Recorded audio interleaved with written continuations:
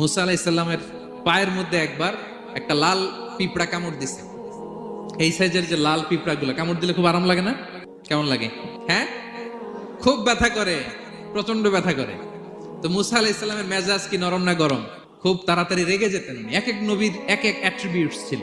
তো মুসা আলাইহিস সালামের পায়ের মধ্যে লাল পোকা, লাল পিঁপড়া কামড় দিছে, প্রচন্ড ব্যথা পাইতেছে আর ডলতেছে আর রেগে গেছে। রেগে তাকায় দেখে এদিকে লাল পিঁপড়ার বাসা, যে পা দিয়ে ডোলে সবগুলোর মেরে ফেলছে।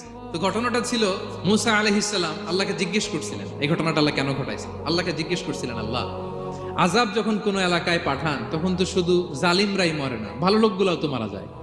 তো এই আযাবে ভালো লোকগুলা কেন মরে? আল্লাহ উত্তর দেয় না, এই ঘটনা ঘটাইতেছে।